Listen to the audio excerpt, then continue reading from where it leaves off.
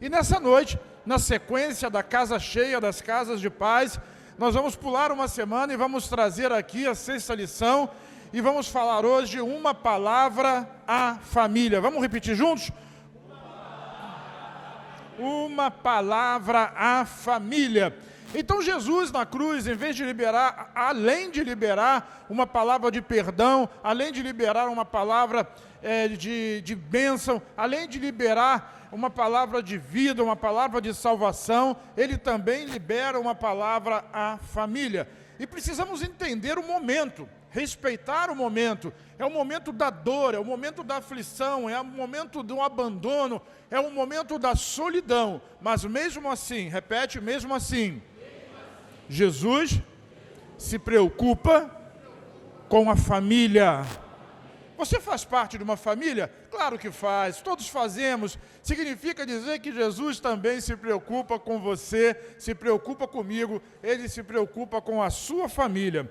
O texto de João, capítulo 19, versículos 26 e 27, retratam e ilustram essa passagem em que Jesus fala a respeito de sua mãe e de seu discípulo João. Então, João 19, 26 e 27 diz assim: ora, Jesus vendo ali a sua mãe, quem ele viu? A sua? E o discípulo a quem ele amava, estavam presentes, disse à sua mãe: mulher, eis aí o teu filho. E depois ao discípulo ele disse: eis aí a tua mãe. E desde aquela hora o discípulo recebeu Maria em sua casa. Jesus ali estava fazendo uma restauração familiar. Ele estava completando a obra, a sua missão estava se completando, mas ele não deixaria que a sua mãe e a sua família ficassem desprotegidas. Então, ele está ali consolidando uma restauração familiar. Digo isso porque a vontade do Senhor é que todas as famílias, cada uma delas, seja restaurada. Sabe, Deus tem um olhar, Jesus tem um olhar todo especial para a sua família. Então, nessa sentença que o Senhor Jesus fala e libera a partir da cruz, ele proclama a importância da família e isso nos traz algumas lições que nós vamos ver hoje. Mas adiantando um pouquinho, a vida cristã, ela precisa ser refletida também na vida familiar.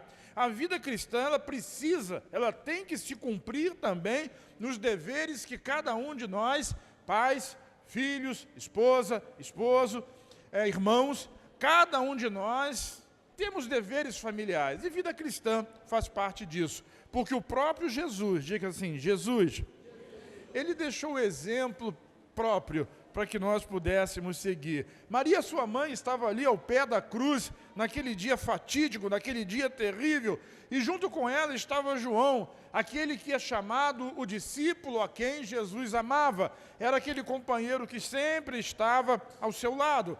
Maria, desde o começo até o final, acompanhou Jesus ali no ministério, junto com outras mulheres, provendo, ajudando, consolando, confortando, sempre esteve ao seu lado. E João, aquele que era um exemplo próprio da comunhão, da amizade, do companheirismo. Esses dois foram os únicos que não o abandonaram no momento da dor e no momento da morte. Por isso, naquele momento, ele valoriza aquelas pessoas. Aqueles que acompanham, que continuam, que perseveram, sempre são valorizados por Jesus. E muito mais, Jesus valoriza cada um dos vínculos familiares. Sabe, Jesus valoriza isso. E nós precisamos valorizar também. Quem me entende diz amém.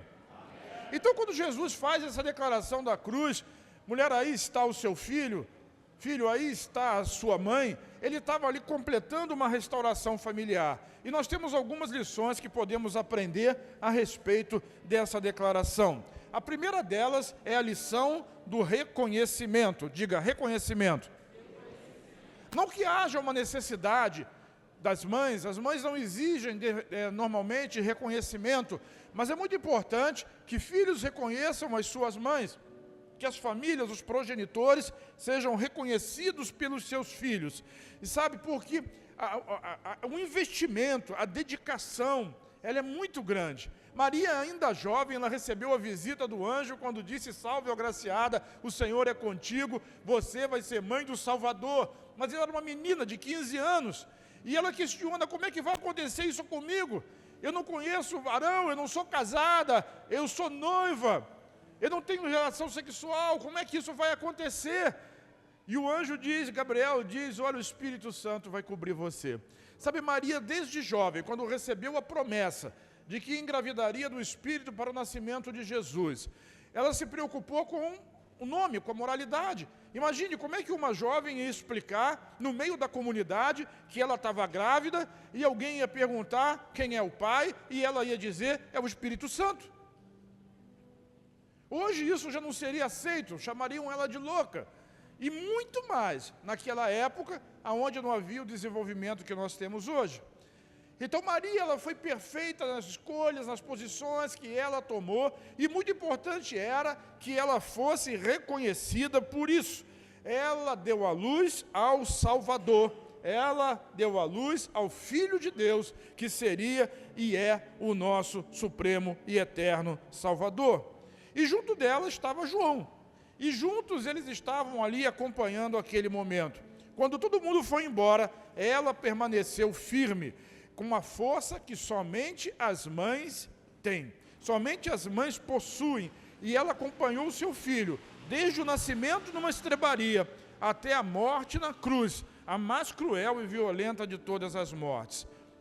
Imagine, aquelas mãozinhas que ela pegou e mexeu, aqueles pezinhos que ela brincou, agora estavam pendurados, perfurados numa cruz, pendurados, pagando um preço por um crime que ele não cometeu, pagando o pecado daquelas pessoas que o crucificavam, pagando pelo erro daqueles que eram os seus algozes, e ainda assim, ouvido da cruz, Jesus dizer: Pai, perdoa, porque eles não sabem o que fazem. Mas mãe é assim, mãe não abandona o filho, mãe não deixa o filho para trás, mãe não permite que o filho se perca, ela está sempre junto e está sempre preocupada. A mãe é sempre a primeira pessoa a se levantar quando o filho tem que sair, tem que ir para a escola, prepara o café, ela é a última a dormir, quando o filho ainda não chegou em casa. E muitas das vezes esse cuidado é interpretado de uma maneira negativa pelos filhos. Minha mãe era assim, ela levantava muito cedo quando eu acordava cedo para trabalhar fora. E quando eu chegava mais tarde, por alguma razão, da faculdade, enfim, da escola, estudando, ela estava sempre esperando e aguardando. E dizendo: 9 horas, hein? Não pode passar das 9, a não ser que fosse um outro compromisso qualquer. Porque a mãe caminha junto. Muito mais do que o pai, a mãe sempre acompanha, sempre caminha junto. Mas, de uma maneira geral, o amor dos pais, ele só é realmente compreendido por um filho, quando esse filho passa a ser pai também. Antes disso é muito difícil, porque o jovem, ele quer a liberdade, ele quer fazer as suas escolhas. Escolhas essas que os pais sabem que na maioria das vezes são escolhas tolas, mas mesmo assim eles insistem em fazer as suas escolhas e às vezes a gente precisa deixar. Porque o amadurecimento passa pelos erros, passa pelos equívocos, mas sempre estando presente. Diga: sempre presente. E os filhos, quando chegam à adolescência, à juventude, simplesmente eles querem ignorar completamente aquilo que os pais falam, os conselhos do pai, as opiniões do pai, porque eles julgam sempre que os pais estão ultrapassados. Então eles valorizam muito mais a opinião dos amigos, das pessoas com quem eles convivem, na turma, na rua, na escola, seja lá onde for que a vida deles acontece, valorizam muito mais o conselho dos amigos do que o conselho da palavra de Deus e do que o conselho dos seus próprios pais. Nós sabemos que isso tem uma repercussão, tem uma consequência muito grave, mas agora nós precisamos refletir a respeito dessa lição, que é a lição do reconhecimento. Você não acha que muitas das vezes nós, como filhos, e todos nós aqui somos filhos, que nós, como filhos, somos injustos com nossos pais? Injusto porque não reconhecemos o cuidado, injusto porque não reconhecemos o carinho, injusto porque não damos a atenção devida que nós deveríamos dar. Não damos nem ouvido. Às vezes, entra por um ouvido e sai pelo outro. E fica por isso mesmo. Mas eu quero lhe dizer uma coisa, e você que é pai já sabe disso, e você que é filho, um dia vai descobrir, quando você puder ter o seu filho também. Os pais sonham mais com os filhos do que com eles próprios. Eles atingiram um lugar, e agora todo o trabalho e toda a dedicação está focada em que os seus filhos obtenham sucesso também, sucesso maior. Não tem nada mais terrível para um pai do que um filho que não consegue ultrapassá-lo, que não consegue romper, que não consegue chegar mais alto, ir mais longe,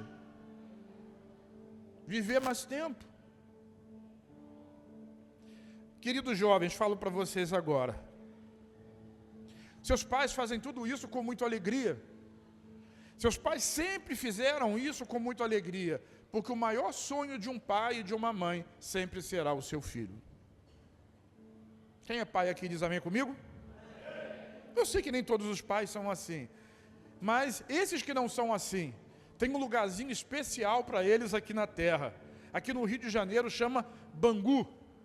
1, 2, 3, 4, 5, 6, 7, 8. Está crescendo lá, né? 8. Galpão, Bangu, está lá.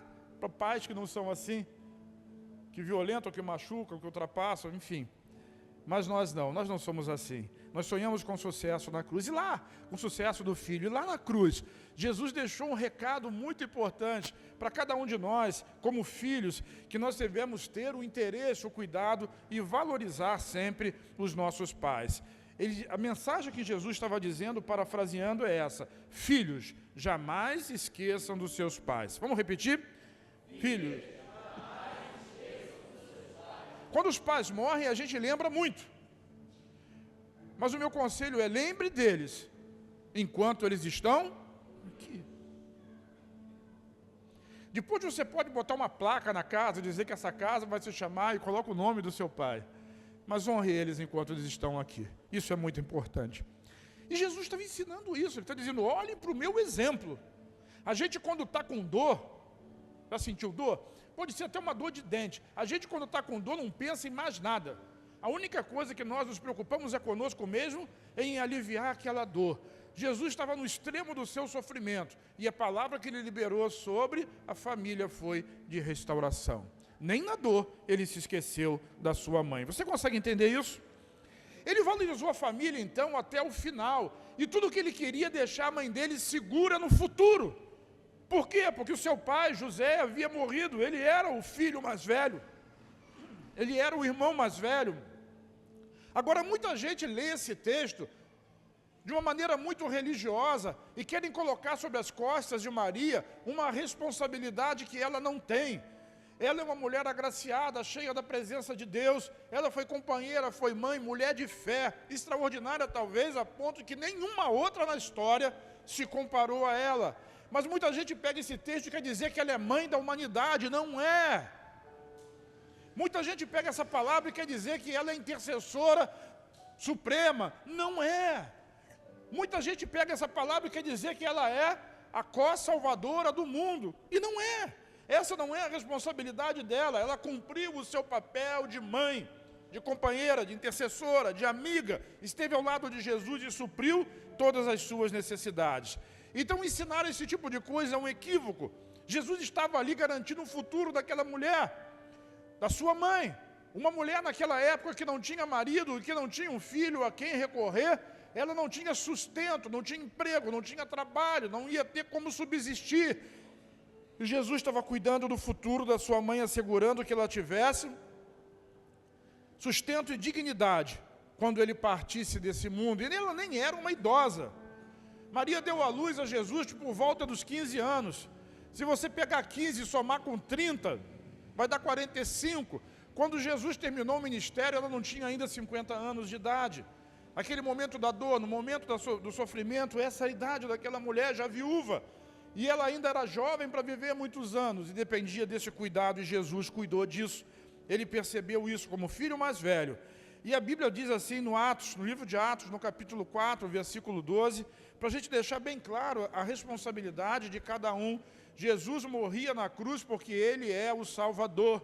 Maria estava ao pé da cruz porque ela era a mulher companheira do seu filho, era mãe. Não o abandonaria, nem momento nenhum.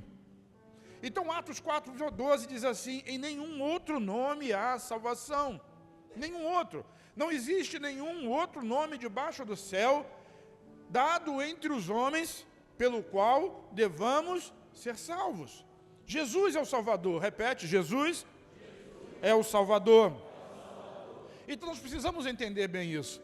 Se eu tenho um problema com o meu carro, eu não vou levar na mãe do mecânico, eu vou chamar o mecânico.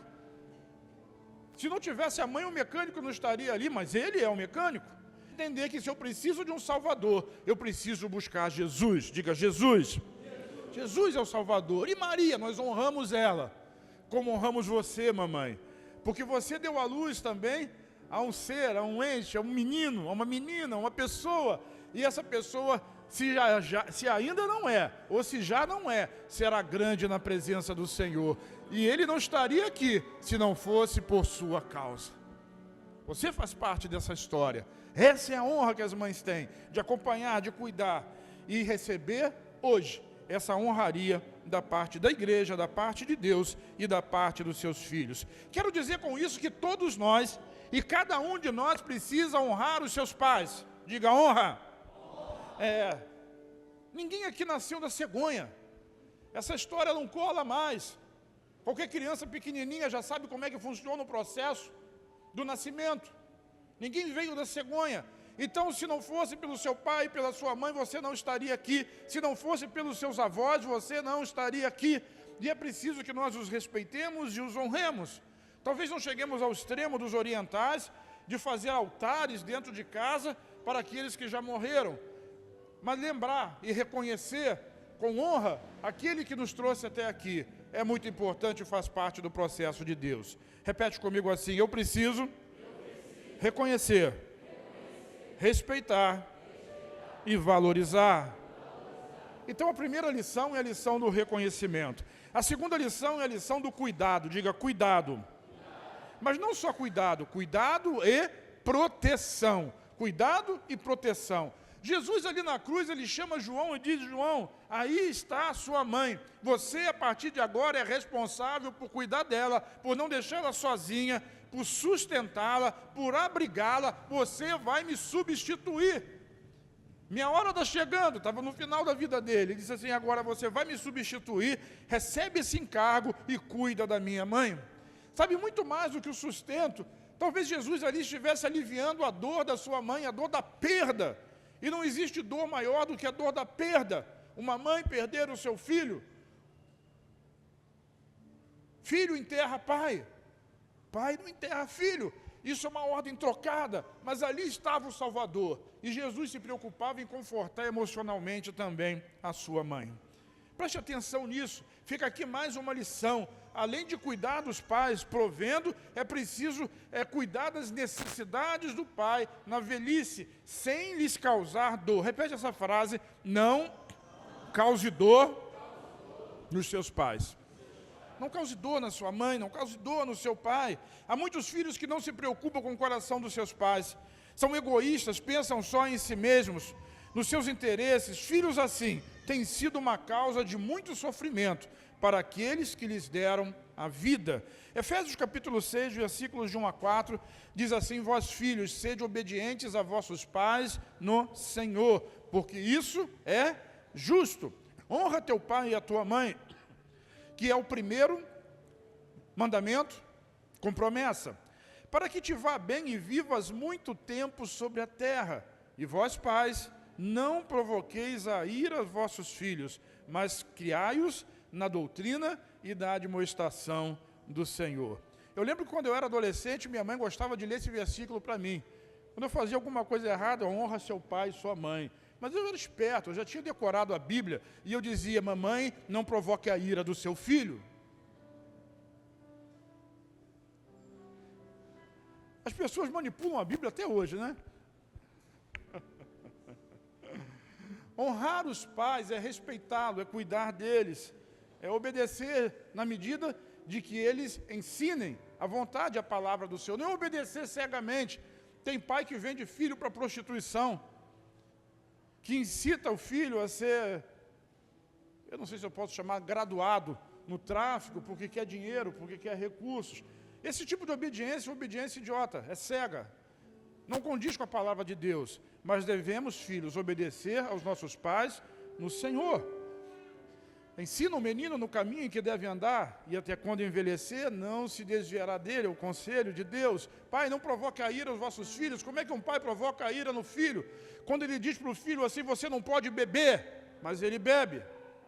Você não pode fazer isso, mas ele faz. E no final ainda diz assim, faça o que eu mando, mas não faça o que eu faço. Isso cria confusão. Mas nós não estamos aqui para confusão, nós somos a igreja do Senhor Jesus. E nós pautamos a conduta familiar sempre, eu disse sempre, nas orientações de Deus para a família, na preocupação de Jesus com a família. Nós ouvimos muito falar por aí, é muito comum, de filhos que se machucaram porque os pais liberaram palavras duras, foram violentos, bateram, castigaram, falaram coisas como você nunca vai dar certo, questionava a sexualidade da criança, ainda quando a criança era muito pequena, dizia que era imprestável. A gente ouve muito isso, sobretudo nas escolas, e inclusive nas classes de criança. Nós ouvimos, porque criança conta tudo, irmão. Agora não é para você beliscar seu filho em casa, quando ele vem para o Domingo Kids, e dizer, não conta nada. A primeira coisa que ele vai fazer quando chegar aqui, é dizer assim, tia, minha mãe me beliscou e falou, não conta nada.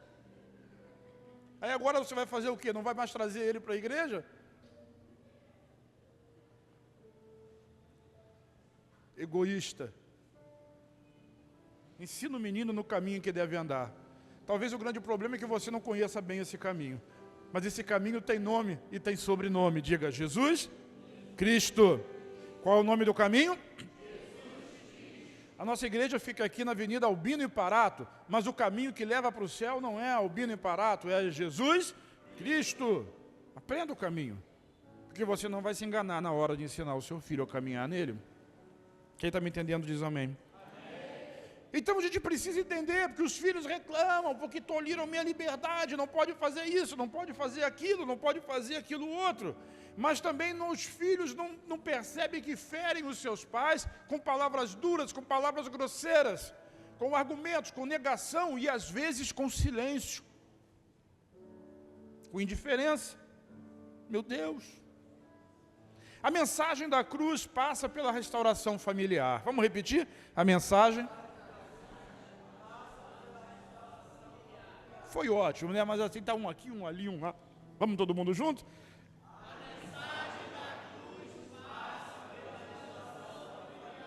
E é interessante notar que João nem era irmão de Jesus, irmão de sangue, não era. Os irmãos de Jesus eram complicados. Depois eles se converteram e se tornaram bênção, mas naquele momento eram complicados. Jesus vivia numa família complicada. Quando José soube que Maria estava grávida, ele queria deixar ela. Não era filho dele, foi abandonado. Os irmãos queriam que ele se expusesse à morte, porque tinham inveja dele. Maria acompanhava até o final, mas ainda assim, Jesus, perseguido, maltratado, abandonado, não negligenciou a sua família. As pessoas pensam que a família de Jesus era um mar de rosas, que bênção. E não é bem assim. Leia a Bíblia. Entenda como funcionava. Mas as dificuldades e as divergências familiares. Alguém vive em família aqui? Na sua casa tem divergência familiar ou é só na minha? Ah, tem, né? Lá em casa tem muita divergência familiar. Muita. Ela tem sempre razão. Embora a última palavra seja minha. Sim, senhora. Existem divergências, mas as divergências nunca devem eliminar o respeito, a honra, a proteção, o sustento e o cuidado. Então nós precisamos honrar, precisa pelo menos ter tipos de famílias diferentes. Eu vou adiantar aqui por causa da hora. Existe a família onde a gente nasce, que nem sempre é muito boa, eu sei. Pai abandonou, não tem pai, mãe complicada. Nós já vimos dezenas, centenas de casos como esse. Mas ainda assim nós devemos honrar essa família, porque grandes homens surgiram de famílias desequilibradas. E se eles vieram, é porque essas famílias trouxeram eles à luz. Por isso nós somos contra o aborto, o assassinato de crianças. Uma criança no ventre da sua mãe não pertence à sua mãe. Ela é uma vida, ela tem uma alma, ela possui um espírito, ela já responde diante de Deus. E é assassinato. E grandes homens e mulheres de Deus vieram de famílias abusivas. Então honre a família, honre os pais de onde você nasceu. A segunda família é a família que nós ganhamos depois que nascemos. Alguém que nos adota, alguém que cuida de nós, que nos ajuda mesmo com a presença dos nossos pais. Muitas das vezes alguém abraça os filhos, ajuda, custeia, abraça, ama, libera palavras. Comigo foi assim, e assim eu fiz com tantas pessoas, nós fizemos com tantas pessoas. Porque a gente recebe, a gente dá. Então honre as famílias às quais o Senhor enxertou você ali. E às vezes Ele enxerta você naquela família para que você seja abençoado. Mas às vezes também Ele coloca você lá para que você seja um canal de bênção. Vire para quem está ao seu lado e diga assim: você, nessa família, é abençoado. Ou é abençoador. Mas se você é abençoador, você é abençoado. E se abençoado você é, consequentemente você vai ser abençoador também. Posso ouvir um amém? Amém. A terceira família é a família de Deus, é a família espiritual. A família espiritual é aquela que nós fazemos parte quando nascemos de novo. Em Cristo, nova criatura eu sou. Se eu sou uma nova criatura, eu nasci de novo. Jesus disse para Nicodemos que ele tinha que nascer de novo, da água e do Espírito. E quando nascemos de novo, nascemos em uma família espiritual. E a família espiritual, ela às vezes é muito mais importante até do que a família natural. Ah, você está dizendo que vai negligenciar a família natural? Não, não estou dizendo isso. Muito pelo contrário, vocês me ouviram até aqui agora. Honre a família natural. A adotiva, a que ajuda e a qual você nasceu. Mas honre também a família espiritual, porque essa família, a grande família de Deus, ela é eterna. Ninguém garante que o seu irmão de sangue vai para o céu, mas esse irmão que está aí do seu lado, tu vai conviver com ele para sempre no céu. Já parou para pensar nisso? Isso nos traz a duas reflexões. A primeira é que nós precisamos nos esforçar em oração e em conduta para que a nossa família física, todos possamos ir para o céu. Me orgulho muito, e não do ponto de vista pejorativo do pecado, mas em poder dizer que eu e a minha casa servimos ao Senhor, que os meus pais estão no céu, e eu vou me encontrar com eles, que a nossa casa vai ser arrebatada a todo mundo em nome de Jesus. Eu já fiz até um testamento para um amigo, eu falei para ele: meu jovem, ele mora lá no Canadá, o dono da minha casa. Eu disse para ele assim: se eu ficar sem pagar o aluguel e não der notícia, procura saber onde é que eu estou, porque eu posso ter sido arrebatado. Aí ele brincou comigo: paga o aluguel primeiro. Eu falei para ele assim: não vai dar, mas eu vou deixar um presente para você. Tudo que tem aqui nessa casa é seu. Todo o dinheiro que você encontrar, meu carro, meus bens, vou deixar uma procuração com a minha conta bancária. É tudo para você. Você não vai deixar para o seu filho? Eles não vão precisar. Você quer? Quer ficar? Não quer. Eles não vão precisar disso. Ninguém vai ficar aqui. Aí ele falou para mim assim: eu quero ir também. Aí eu falei: boa ideia. Deixa aí. Alguém toma conta. Se você ficar, é seu. Briga por isso aí. A família espiritual é aquela que vai viver eternamente no céu. Cuide dela também. Valorize a igreja. A gente não valoriza. Não valoriza a família espiritual. Não valoriza a liderança. Não valoriza o pastor. Não valoriza. E acha que não pode se meter na sua vida. Você pode até fechar a porta. Mas todo direito nós temos de nos metermos na sua vida. Nós somos uma família. Nós temos um pai. E quer você goste, quer não goste, alguém vai se meter na sua vida. E é para o seu bem. É porque a gente não gosta de ouvir verdade. Não é isso, Isaías? Isaías gosta muito de falar verdade. E ouve de vez em quando. Né, Amanda? Você cuida disso, né? Acho que ela ficou meio gemida na presença dele ali, né? Qualquer problema, liga para mim. Resolvo isso depois. Sabe? É para o seu bem. É para o seu bem. Eu tive muitos líderes até agora e continuo tendo. É para o meu bem. 1 Timóteo capítulo 5, versículo 8 diz assim: ora, se alguém não tem cuidado dos seus, especialmente aqueles da sua própria casa, tem negado a fé e é pior do que o descrente. Meu Deus do céu! Vamos ler juntos?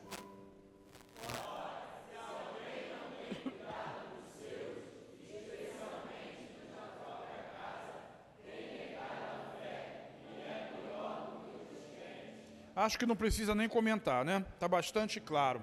Na hora da morte, Jesus nos adverte a cuidar da nossa família. Por isso nós precisamos ser mais amorosos com os nossos irmãos.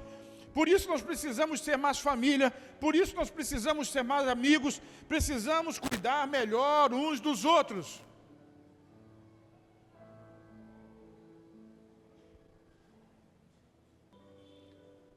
Tem alguém cuidando de você. Gálatas capítulo 6, versículo 7 diz assim: então, enquanto temos oportunidade, façamos bem a todos, mas principalmente aos... Vira para quem está ao seu lado e diga assim: você é meu doméstico da fé. Agora vire para essa pessoa e diga assim: eu sou seu doméstico da fé.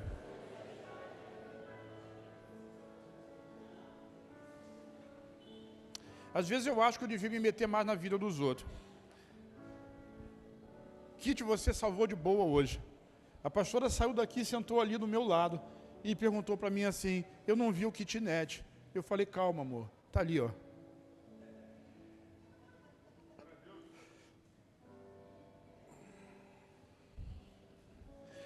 Cuidado, diga cuidado. Então os laços familiares em Cristo, eles são muito importantes. Essa é a segunda lição. A terceira lição é a lição da gratidão. Diga gratidão. O que é gratidão? É ser grato. E é muito triste nós convivermos com ingratidão. Pessoas ingratas são amargas, são críticas e muitas das vezes são desequilibradas emocionalmente e por consequência infelizes. Às vezes as feridas que nós carregamos na vida, Mateus, elas nos fazem ser amargos, tristes. Mas o irmão não tem nada com isso. Ele quer alegrar o seu dia. Ele quer dar um abraço em você. Vire para quem está ao seu lado e diga assim: nós somos irmãos. Segura a mão dela. Nós somos irmãos no Senhor. Talvez você esteja do lado de alguém que ainda não creu em Cristo e ainda não é irmão. Mas vai ser hoje em nome de Jesus. Diz amém aí. Ah, dá. Você vai aplaudir, aplaude com vontade.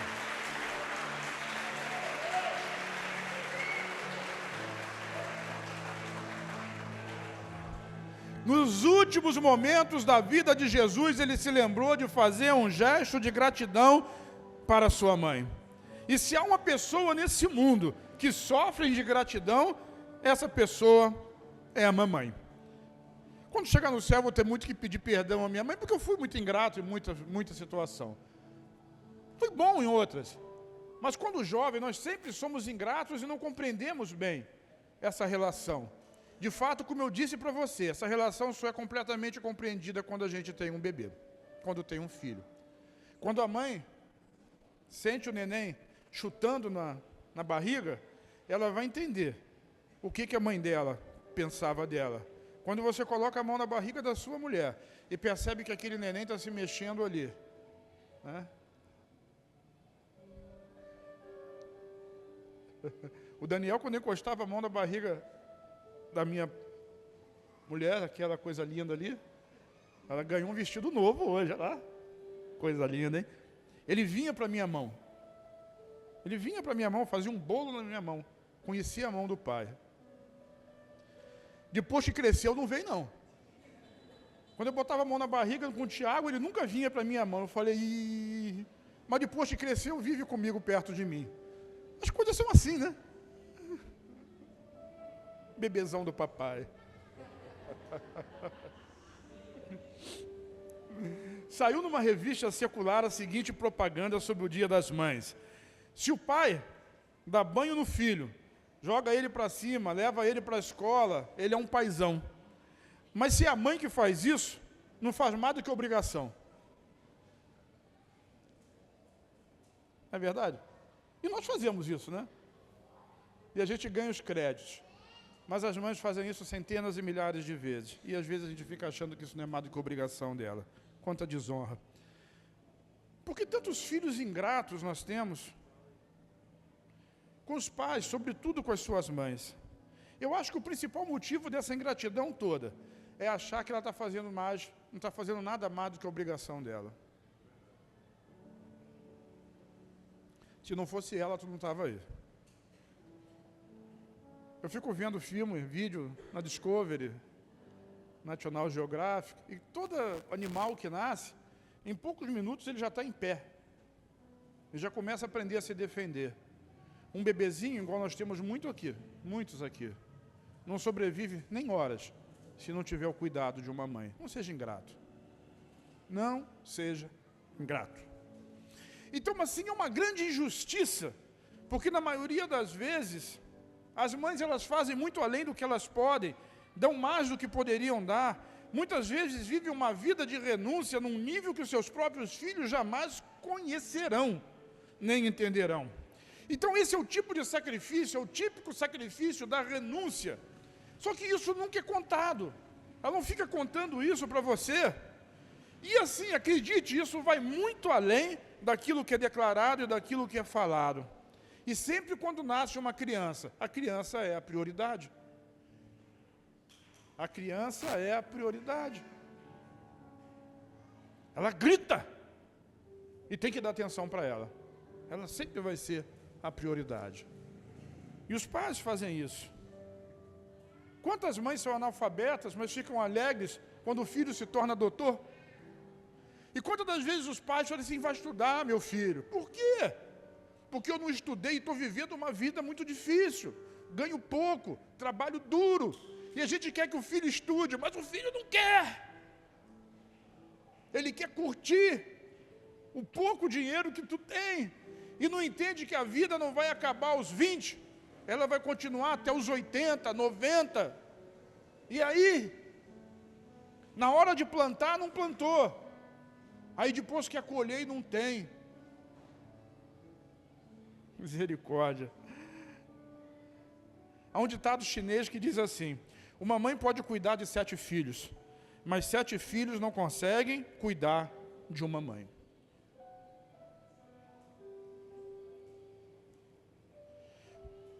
Pai nunca espera nada. Pai que eu digo são os pais, né? Eles nunca esperam nada. Eles não educam um filho para você devolver para ele no futuro aquilo que ele investiu em você. Aliás, tem umas contas que se fazem aí, que o investimento mais caro de uma família é o filho. Já viu as contas, né?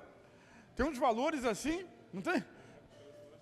Não lembro de cabeça, mas são os valores estratosféricos. Que é o custo do nascimento, da educação, do crescimento de um filho. E a gente não valoriza. Nós, filhos, e todos nós somos filhos, se estamos aqui, somos filhos. Você não veio da cegonha. Mesmo que seus pais não estejam aqui, ou que vocês já sejam avós, vocês são filhos. E a gente não valoriza essa preocupação, esse cuidado, esse entendimento. Então é preciso que haja gratidão, gratidão com quem cuidou de nós, gratidão com quem nos sustentou, e até mesmo com aqueles que são nossos companheiros, como foi o caso de João. Jesus foi grato a ele, deu a ele uma responsabilidade, que certamente abençoou muito a vida dele. Quando uma pessoa tem um coração grato, pergunta para quem está ao seu lado, seu coração é grato? Essa gratidão, ela vai se manifestar em todas as áreas da sua vida. Gratidão familiar. Mesmo na cruz, Jesus deixou o exemplo e não se esqueceu de agradecer a família por tudo aquilo que a família tinha feito por ele. Quando a vida de Jesus esteve ameaçada, se você ler a Bíblia, ler o Evangelho, Herodes queria matar Jesus. José pegou Jesus e junto com Maria levou para o Egito, levou para outro país, para que Jesus não sofresse. E Jesus nunca deixou de ser grato a isso, ele nunca esqueceu. Ele não lembrava, ele era uma criancinha com menos de 2 anos, mas depois alguém contou essa história para ele. E ele foi grato até o final. Nós precisamos ser gratos, assim como Jesus foi grato a João, grato com as demais pessoas que convivem conosco. A gratidão é uma atitude que se manifesta para com qualquer pessoa que demonstrar algum tipo de favor a você. E é muito simples dizer muito obrigado. Pelo menos isso, muito obrigado. Você tem seu celular aí? Quem tem um celular aí? Deixa eu ver. Levanta aí para mim. Quem não tem um celular não deve ser dessa terra, né? Não quer mostrar. Não vou pedir o seu celular emprestado. Mas eu queria que você pegasse o seu WhatsApp aí e mandasse essa mensagem para alguém que veio na sua mente agora e diga para essa pessoa. Diga o quê? Muito? Muito obrigado. Faz isso agora, vamos lá. Vou te dar uns segundinhos. Veio alguém na sua mente. Para quem que você vai dizer muito obrigado? Porque se você não tem ninguém para dizer muito obrigado, tem alguma coisa errada. Ninguém vive nesse mundo sozinho. Diz aí, escreve aí, muito obrigado. A pessoa não vai entender nada, depois você explica. E fala da gratidão de Jesus. O terceiro nível, já fez? Quem já fez? Já mandou muito obrigado, deixa eu ver. Muito bem. E você que não fez nada, não tem vergonha não? Faz aí. Manda para sua esposa, pode estar do seu lado aí, dizer muito obrigado. Já mandei? Meu celular está ali.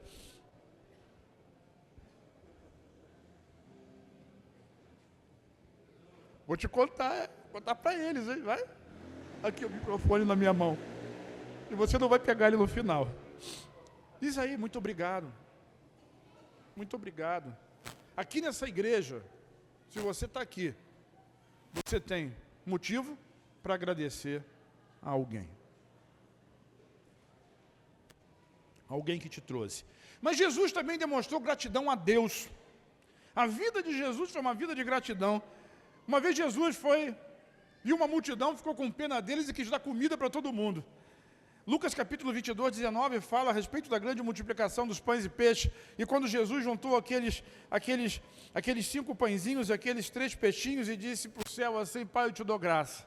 Abençoou e multiplicou aquele pão para toda uma multidão. Porque ele tinha um coração grato. Ele queria agradar, mas ele era grato a Deus por tudo aquilo que Deus fazia na vida dele. Experimente agradecer sempre e veja o que acontece. Tem gente aqui que não consegue orar agradecendo a Deus pela refeição que come. É só comer, que nunca se lembra de dizer muito obrigado. E às vezes falta, às vezes não tem o que você gostaria que tivesse, mas porque você não tem um coração grato a Deus por aquilo que Ele está te dando hoje. Seja grato hoje, para você receber a quantidade abundante amanhã. Quem está entendendo diz amém. Jesus demonstrou gratidão quando foi ressuscitar um morto. Ele olhou para o céu, Lázaro estava lá no sepulcro, ele olhou para o céu e disse assim, graças te dou, ó Pai, porque tu sempre me ouve. O Pai sempre ouve o Filho. Muito obrigado, Pai, porque tu sempre me ouve. Repete comigo assim, a gratidão abre portas para os milagres de Deus. Talvez, pensa comigo aqui, vamos raciocinar junto? Talvez tudo que você precisa para receber esse milagre de Deus em sua vida é ter um coração grato para Deus, mesmo diante de uma situação difícil. Às vezes o milagre não chegou, porque eu não tenho gratidão no meu coração. A gratidão abre portas para o milagre, irmãos. A ingratidão fecha a porta diante de nós. Mesmo no meio do caos, aprenda a achar motivos para agradecer a Deus. Uma terceira vez em que Jesus mostra gratidão é quando ele vai partir o pão com os discípulos na ceia. E ele declara assim, havendo dado graças, partiu o pão e disse, quantos de nós, a próxima ceia vai acontecer no primeiro domingo de junho, mas quantos de nós, no dia da ceia, a gente prefere assistir o futebol, prefere fazer outra coisa qualquer, porque nós não temos gratidão por aquilo que Jesus fez por nós. E ali está o sacrifício de Jesus, que é relembrado no partir do pão e no cálice de vinho, de suco de uva, o sangue de Jesus e o corpo de Jesus. E é lá em Coríntios 11, o apóstolo Paulo ele ensina que tem muitos doentes no nosso meio, porque a gente não consegue entender isso, valorizar isso. Diga gratidão. Vire para quem está ao seu lado, vamos fazer um exercício. Talvez você nem conheça a pessoa, mas não é problema não, passa um pouquinho de óleo de peroba. Se você não quiser passar óleo de peroba, eu posso dar um pouquinho de óleo ungido, para você passar aí, vai ficar cheiroso, brilhante na unção. E diga para essa pessoa assim, só a título de treinamento, muito obrigado por você existir.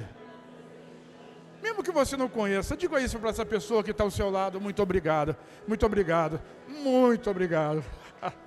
Muito obrigado por você existir. Jesus era grato, irmão, ele era grato pela comunhão que tinha com seus discípulos. Você tem sido grato pela comunhão do corpo de Cristo? A gratidão pode trazer muitos benefícios para a sua vida. Coisas como, já disse aqui algumas e vou repetir, a gratidão abre portas para novos relacionamentos. Pessoas gratas têm mais saúde física e mental. Pessoas gratas se relacionam melhor. Pessoas gratas dormem melhor. Pessoas gratas são mais criativas. Pessoas gratas são mais abençoadas. Você já parou para pensar que tem pessoas que talvez você só encontre com elas uma vez na vida?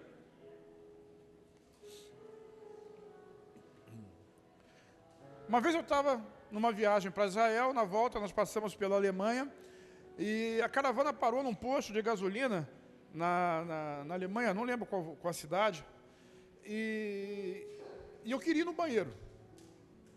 Precisava ir no banheiro, só que para entrar no banheiro daquele posto de gasolina, você tinha que dar uma moedinha de euro. Não lembro se era 50 centavos de euro, enfim, tinha que dar uma moedinha. E eu não conseguia entender aquilo. Imagina um alemão tentando me ensinar.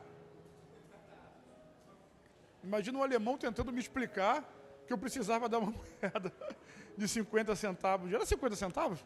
Não lembro. 50 centavos de euro. No final eu acabei entendendo, né? E dei a moeda lá, botei a moeda lá na caixinha, lá no... Tem um cofrinho lá, e aí abre a porteira e você entra no banheiro. Hoje aqui no Brasil já tem coisas assim semelhantes. Quando eu entrei no banheiro, eu entendi.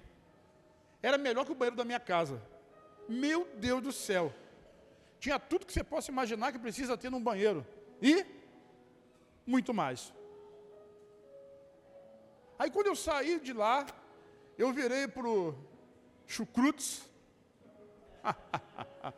e falei para ele em bom português: me desculpe, muito obrigado.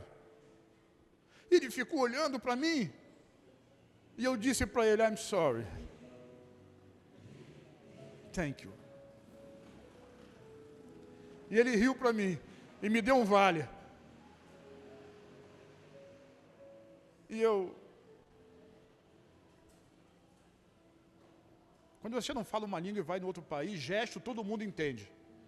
Cara de espanto, de interrogação, qualquer um entende. Ele estava me devolvendo os 50 centavos de euro, para eu gastar como eu quisesse, na loja de conveniência daquele posto. E eu falei para ele: muito obrigado, nunca mais vou ver aquele alemão na vida. Eu estou dizendo isso porque às vezes a gente encontra pessoas, e é uma única oportunidade, uma única chance, uma única vez, e nós somos grosseiros, mal-humorados, irritadiços, porque nós temos problemas. Ora, nós temos problemas, e o que o atendente do posto de gasolina tem a ver com isso? O que a garçonete tem a ver com isso? O que o motorista de ônibus tem a ver com isso? Até aquele sujeito que fica ligando para você insistentemente, daquele negócio de call center, telemarketing, né? Mas ele está fazendo o trabalho dele, o que ele tem com isso? Momentos assim, nós podemos mostrar que nós somos crentes e dizer: muito obrigado pela sua ajuda. Sermos gratos, sermos cordiais. Falta isso no meio do povo, falta isso no meio das pessoas. Talvez isso seja educação, mas eu tenho certeza que papai e mamãe te ensinaram. Faça isso. Quem está me entendendo diz amém. Meu tempo está acabando. Para terminar, então. A morte de Jesus teve o propósito também de nos deixar uma mensagem de restauração familiar. Na cruz do Calvário, Jesus cumpriu o seu papel de filho. Hoje, Ele confia a mesma missão a cada um de nós. Qual é essa missão? Repete comigo: cuidar da minha família. Da minha família natural, da minha família adotiva, da minha família espiritual. Cuide da sua família. Cuide da sua família. Às vezes a gente manda mensagem, aí o telefone toca: pastor, desliga. Ela quer se meter na minha vida. Cuide da sua família espiritual. Seu líder, seu pastor, seu irmão, ele não está fazendo nada mais do que isso. Não seja grosseiro, mal educado. portas se fecham por causa disso, mas portas se abrem na gratidão. Glória a Deus. Se queremos ser semelhantes a Jesus, nós precisamos então aplicar na nossa vida a lição do reconhecimento, a lição do cuidado e a lição da gratidão. Vamos repetir? Reconhecimento, cuidado, gratidão. De novo? Reconhecimento, cuidado e gratidão. Precisamos ser gratos por tudo, por toda a nossa vida. Precisamos ser gratos pela nossa família natural, também pela nossa família espiritual, que é a igreja do Senhor. E hoje, diga assim, hoje é um dia especial. Hoje é o dia das mães. E hoje, como um dia todo especial dedicado às mães, nós vamos tirar um tempo agora para que os filhos possam honrar as suas mães. Os filhos que estão com as suas mães aqui, as suas respectivas mães, vão honrá-las agora, nesse momento, em nome do Senhor Jesus. E nós vamos fazer isso agora, porque nós somos uma igreja que honra. Nós honramos as autoridades, nós honramos a liderança, nós honramos a família, e hoje nós queremos honrar a nossa mãe. Eu quero pedir então, em nome do Senhor Jesus, que todos os irmãos que estão nessa primeira fileira, que não são mães, vaza. Se você é mãe, continua aí. Se você não é mãe, vaza daí. Aquela fileira lá do canto, lá, onde está o pastor Jefinho, o Tiago, o Jean, quem não é mãe, e quem é mãe, eu queria que o filho que trouxe a sua mãe para fazer um momento de honra, fosse até ela agora, em nome de Jesus, convidasse ela pela sua mão e colocasse ela para se assentar numa dessas cadeiras ou numa daquelas cadeiras ali. Faça isso agora. Pode se mexer.